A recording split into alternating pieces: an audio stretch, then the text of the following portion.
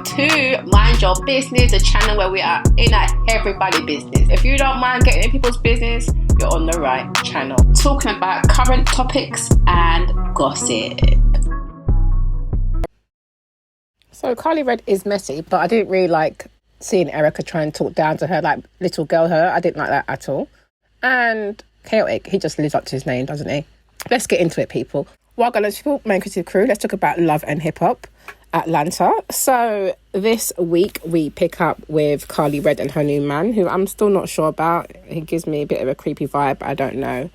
You know, it gives me kind of like a smarmy vibe. You know, like he's there just to get a little bit of extra TV. And what is it with Karlie Redd always moving so fast with men? It's just like you just started seeing them. Next minute chatting about engagement and marriage. Like, can we slow down, honey? Please, just slow it down. Anyway, we see them chatting up first in the bedroom.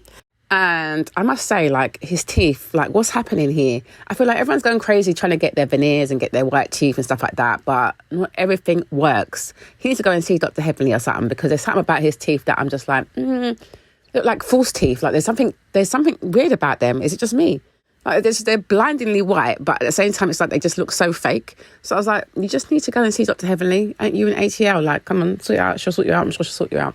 Anyway, we also see Renee Rucci and her kids, you know, having a little bonding time in the kitchen cooking, which is very cute. I do like Renee Rucci. I hope that she does, you know, do her best and comes out on top, because I feel like she's been through quite a lot.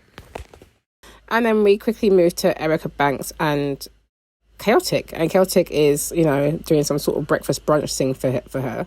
But why is this man licking the food? I was just like, oh, this is nasty. And you've got toothpaste over your face. And then you're trying to, you know, tell everybody about toothpaste being good for them, for your spots. Like, this is news to anybody. This is not news. Is this news? Is this news to you people? Because this is not news to me. I was like, you're acting like you're schooling anybody on this information. Like, this is old news. Anyway, him and Erica are talking about, you know, her leaving the label and her not being happy, and also that, you know, she wants to go to Karlie Redd's event because Karlie Redd is opening her second restaurant. That's what her and her man were talking about. So anyway, we also see Yandy go and see her cousin, Keisha. And, you know, she's talking about it's her son's birthday coming up, and she's organising stuff for the birthday, and how Mandisi's mum is coming to the birthday party. But, you know, he just told her that she's going to be staying. And obviously she ain't really happy about it because, you know, she ain't been on good terms with Mandisi's mum for about 2 years. So, you know, she was happy that him and Mandisi's and his mum are back on cool terms, but she weren't really trying to move forward with her because she, you know, she finds it hard dealing with her. Anyway, we also get to hear that Yandy has volunteered her eggs because her cousin's been having fertility issues, and Yandy has agreed to give her, you know, her egg so that she can conceive and carry her baby. But we know that Yandy hasn't told Mandisi's yet. Now, we see Karlie Redd at her restaurant launch with her man there, the guy that's the owner of 1501. And then we see Erica arrive, and she ain't pleased because he's there, and she's really saying that she's trying to get off the label. She's not happy with the way that, you know, they were treating her and blah blah blah. And I'm thinking to myself, isn't this the same label that Meg Thee Stallion was on? And isn't the same reason why she came off, because she wasn't happy with how she's being treated? Anyway, now when you do see Erica attend Karlie Redd's restaurant launch, which I thought was interesting because she's the only person that I saw from the cast there, I'm like, where's the rest of the cast? Like, where's Rashida? Where is Sierra? Like, where's all the other people? Anyway, when she arrives and, you know, Karlie Redd's man, Kai, comes over, you can see she looks physically surprised, like her visibly surprised. Her face is looking shocked, like, oh, what the ass is this man doing it in my face? So I was like, ooh. So clearly, obviously, Karlie hadn't told her that they were dating. So she's obviously saying, like, well, how do you guys know each other? So I thought that was interesting, that whole interaction. So I can see why she feels like, you know, what the hell? Why is Karlie not telling me that she's seeing this man? And she knows that that's my label. So I can see how that comes across as quite snaky to her. Because why is Karlie not saying anything? Plus, they've got a track together that they've been working on. But Karlie's interesting. I feel like she always finds a new man from somewhere. But this man, I don't know, something about him that's given, I don't know, like he's using her to get on the platform for Love and Hip Hop to get himself out there. I don't know, maybe I'm reaching here, but that's what it's given, the vibes it's given at the moment. But we'll see how it all transpires.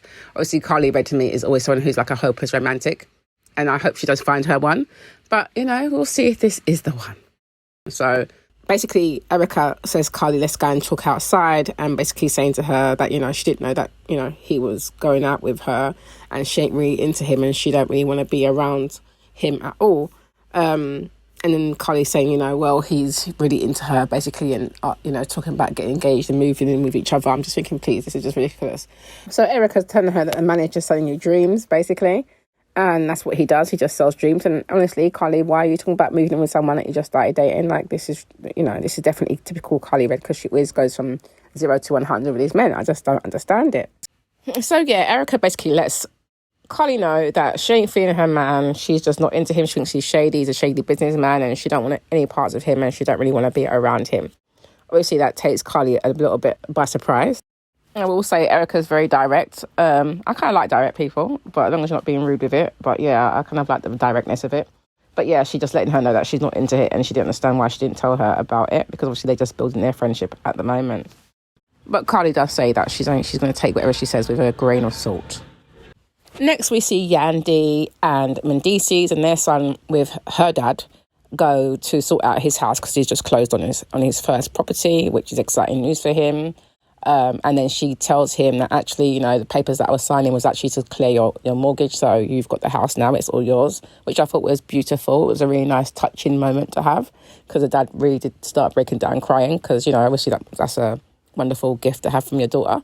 So I thought that was a nice touching moment. It was very cute, and a nice moment for Love and Hip Hop, because we know it's mostly drama filled. So this was like a cute little moment. I liked it in terms of, like, you know, it's showing where you've got a younger person, well, you know, has Yandy's daughter buying her dad, her elder, the home. And I thought that's really lovely to be able to be in a position to be able to do that for your family. And then what makes me laugh, though, is then you've got Yandy, who decides to try and break the news to Mendices about, you know, her wanting to give her egg to her cousin so that her cousin Keisha can, you know, have the baby. And Mendices' face and his responses were just cracking me up, because the man's like, what? So doesn't that mean that, you know, our children basically have a sibling walking around, but it's thinking it's their cousin, but it's really their sibling? And she's like, no, it'd be their baby. But I understand what he's saying, because it's her egg. So I understand what he was saying. But his response was just like, what the hell? Are you dumb? And I'm thinking, yeah, but Mendices, I think that's hilarious coming from you, because the way you talk sometimes you do sound dumb. Shade, but no shade, sorry. But yeah, it cracked me up. When he had me cracking up talking about it will ruin somebody's mind, he don't want his kid to know. He's just like, what in the actual hell is this bullshit? It really cracked me up, because the man looks really distraught about it all. He's like, what the hell are you talking about, woman? This is going to be essentially one of our children walking around. So he can't really comprehend it. He's just like, hold on, it's my wife's egg, and it's going to be in her cousin. So technically, that's still my wife's baby. That's how he's basically looking at it. Which I understand, but I think he just needs to see the bigger picture a bit more. And also, it would have been helpful if Yandy kind of prepped him for it, if she'd been having these conversations anyway. Next up, we've got Sierra, who is doing a celebration of life event for her grandma, who sadly passed away. So we see her, you know, organising that. They show clips of that, but they also show Rennie Rucci is in attendance, and she says that she didn't go to the funeral because obviously, you know, it would remind her too much of her mum, but she went to come to the celebration of life event. So they're kind of like chopping up, catching up. And, you know, Rennie's sharing with her that she's thinking about reaching out to the children's father so they can be in their lives a bit more. And then she gets a bit emotional and kind of steps outside of the event into the hallway, and Sierra kind of joins her, and they had their own little kind of heart-to-heart moment where they both get a bit emotional about their respective losses, which was a sweet, touching moment. You know, it's a lot, and it's just part of life, isn't it? Like, a lot of us go through grief at some point in our life, so it's never nice, but at least they have each other to support each other. Next, we've got Mendices at home with his mum Judy and Yandy. Obviously Judy's there now staying. He mentions that, you know, they haven't really spoken to each other, and he's in the middle, kind of, you know, a bit awkward. His mum is something else. You know, a lot of these mums in the show are something else. So she's sitting there scrolling on her phone, talking about, she's looking online, looking at, you know, Mama D and asking what's going on with her. He's talking about he's going to scrap his divorce party. So she's like, yeah, well, that's what I'm talking about. You know, are they really getting divorced? He's like, well, I'm going to the divorce party, so, you know, I assume they're really getting divorced. I'm just like, you're like really having this conversation. This is hilarious. And then, of course, Yandy comes in because she's going off for a trip to Houston. So she's saying bye to him and doesn't really give him a kiss. So he's like, what, no kiss? Obviously, she's still vexed with him because they still were arguing about giving Keisha the egg. Now, Yandy's talking about, when she's going, that she's feeling like she's living like a prisoner in her own house. So I'm like, this is a big stretch, honey, because no prisoner's house is looking like this, okay? When you're in prison, you're in prison. So this is not the comparison that you want. But obviously the mum got that shade and was like, well, what do you mean you're living like a prisoner in your own house? So when the mum asks her about it, she's like, well, I do feel like I'm living like a prisoner, but it's okay, I'm going off today. So, I'm going to Houston today. And the mum's like, okay, yeah, good. So, of course, she takes it as you being shady. So she turns to her Mandisi chatting about, yeah, good, on my couch, in my house, which obviously then irritated the mum because she's like, well, it's just not your couch. Obviously, it's both their houses. So it's just petty. And I'm just like, well, you guys need to sort this out because this must be super awkward for the kids even, not let alone Mandisi. But Yandy's letting Judy know that she feels like she still owes her an apology. Before she leaves the house, she should really give her an apology. The mum's pushing back, chatting about she ain't giving no apologise. I was like, what is everyone fumbling over their words? Anyway, yeah, so she's chatting about she's not giving no apology, basically. As far as she's concerned, she's already said sorry. And the apology is to do with the fact that she was talking trash about her and Mandisi's wedding to Mama D in the last season, when they went to go and do their vow renewal. And, she was basically saying that, they weren't married in the first place and was talking a bit of trash. So, obviously, Yandy's still in her feelings. But his mum is just doubling down, chatting about she ain't going nowhere and basically it's all effed up and it's all crazy. So I'm just like, yeah, the mum's a lot. She is a lot. And I do feel like she does owe Yandy an apology for what she said. So she should just suck it up and do that. But I'm glad that they show Mandisi saying to his mum, like, Mum, you're not really moving right and you do need to apologise and you need to basically have a conversation about this.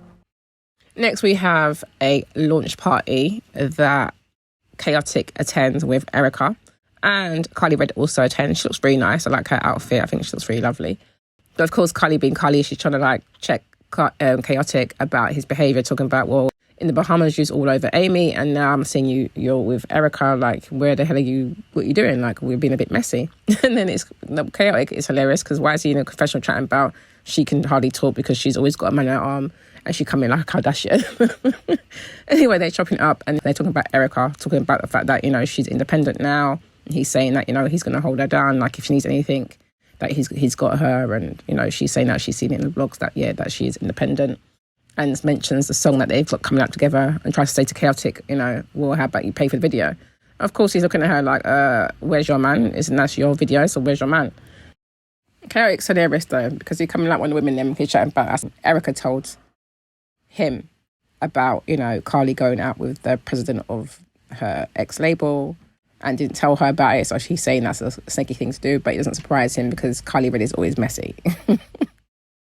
Plus, he's salty because he's like, hold on, you're sleeping with the owner of the label and you're asking him for money. You need to ask your man for money. Plus, he's salty with them because they didn't look after his girl properly. So he's looking at her sideways like, are you serious, lady? Anyway, he brings her outside so that Erica and Karlie Redd can have a chat. So he goes outside with her and he cannot wait to let Erica know that how is Karlie trying to tell him that he has to pay for the video that they're doing. And she's like, well, hold on a minute, that's your video, it's not my video. But he's like, yeah, thank you, baby. He's absolutely loving it. They're getting into it now. And she basically tells Karlie that she is cool on the song. She don't want to do the song no more. She's not here for the song. Now, I can understand her apprehension because of the way things have gone, but I feel bad for Karlie because obviously it's a song they've already recorded. So she's thinking, well, why not just let the song just live? But she's obviously in her feelings about the label. So they're going back and forth. Erica's letting her know that Karlie's man basically was the one that was trying to renegotiate and get to re-sign her to label, but she didn't want to re-sign. She wants out. She's not re-signing with them, so she's cutting ties. And then, of course, Karlie lets her know that actually she's just been signed. And Erica's response is just so shady, chatting about how she'll be replaced by a 50-year-old. It did crack me up, but I'm like, no, don't come for Karlie now. Karlie does look good for her age. Yes, we know Karlie's up there, but it doesn't matter. Let's not be ageists, okay? She looks good.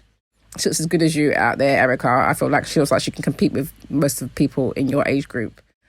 So, yeah, I feel like she's looking good. But, yeah, it did crack me up a little piece. I can't lie. That shade did crack me up.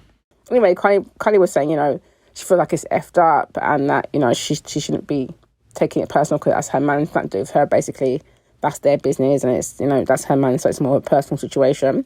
But then Erica did rightfully so. She kind of reminded her that, well, didn't you just say you just signed to them and then what is it then? It's still business as well, isn't it? But Chaotic's in the background. He was basically like a cheerleader in the background. because I feel like Erica really let him know, like, stay out of women's business. But he's in the background, like, nodding away, enjoying the whole mix-up. But yeah, Erica's not here for the guy. She feels like he trash talks her. And then she's basically telling Karlie Redd, you need to figure out who you're sleeping with. Karlie Redd's then flipping it back on her, talking about, well, you need to figure out who you're sleeping with because Chaotic was in Bahamas. They're up on under Amy. Which I was like, oops, okay, Miss Karlie, but this is interesting because you're chatting about you're being a real bitch by telling her this, but you've been chatting to her, so how come you just tell her now? Why you didn't tell her before? This is convenient timing for you to let this out. Anyway, you've got Erica getting vexed with Karlie, chatting about bring it down. That annoyed me too. I thought, you're kind of little girl in her. Like, Karlie don't have that. This girl should, Karlie's still an OG. And I'm not saying just because she's an OG, you automatically get respect. But I just feel like there should be some sort of respect when you're just chatting to people. Like, it shouldn't have to be so rude. And plus because you're vexed about the man and the label, really. Okay, yes, Karlie could have told you. I agree with that. But I just felt like she was making it a bigger thing. Anyway, or just handling Karlie in the wrong way. I didn't like the way she was kind of handling Karlie in that sense. Anyway, Karlie's basically telling her to watch her man, essentially, because, she knows that Chaotic's a bit messy. Of course, he's there chatting about, you're just trying to flip it on me and you're trying to do this, you're trying to do that, doing as usual to try and get out of the mix-up. Then we have Yandy and Mandisi's, their son's birthday. And then obviously Mandisi's mum, Judy, comes through. She wants to apologise, but she doesn't really apologise. She kind of says something to Yandy, in her own way. I suppose she thinks an apology. Everyone's saying to her, well, that wasn't really an apology. Even Mandisi's saying the same thing, like, Mum, you're not being accountable. She's saying that she's already apologised and then gets up and sings, I apologise. I said, what is wrong with these people? The mothers on these shows are absolutely batshit. Like, what's going on with them? They're all a couple cans short. Like, what's going on with them? Anyway, so she sang her apology, so he just let that go. Then the cousin Keisha decides that during the son's birthday party, it's a good time for her to announce and say thank you to Yandy for helping her along her fertility journey. I'm like, where did they do this at? Why are we doing this? This is not the time. This is not the place for you to be bringing this up. It's a children's party, essentially. It's for a kid. And you want to talk about your situation. This is not the time or the place. And then, of course, Mandisi isn't happy about it because he's like, when was this kind of agreed? Because she's only just dropped a bomb on him. So, again, Yandy should have had that conversation with Mandisi way before this whole situation happened. That would have just been a sensible thing to do. And then, he's prepared, and then he doesn't look like he's stupid when, he's asking all these crazy questions. So, and I get it at the same time because it is a lot. From his perspective, it's hard for him to comprehend. He's just like, what the hell? This is meant to be like my wife's egg and she's giving it to her. And, it's up to Yandy because it is her body. But at the same time, you are married and you should discuss it with him in the first place instead of letting him get blindsided and also then in turn upsetting your cousin because his reaction wasn't what she was quite expecting because she's all happy about it. But even so, again, she can be happy about, having the baby and if this all goes through. But this was not the time, not the place for this at all. But anyway, I thought the episode was all right. I like the fact that Yandy done that for her dad. I thought that was quite nice to see. This Karlie Redd and Erica situation, we know that ain't going to go away too soon. So we'll see how that unfolds. And obviously we had that little intimate moment with Sierra and Renee as well, which was, showing real life the fact that they're dealing with grief. So, yeah, I thought it was an okay episode anyway. Anyway, guys, what did you think of the show? Let me know your thoughts below. Yes, so thanks for watching that. Don't forget to subscribe, like, comment, share, and hit that notification bell so you know when I am uploading some more of people's business. So until then, my nosy people, stay blessed.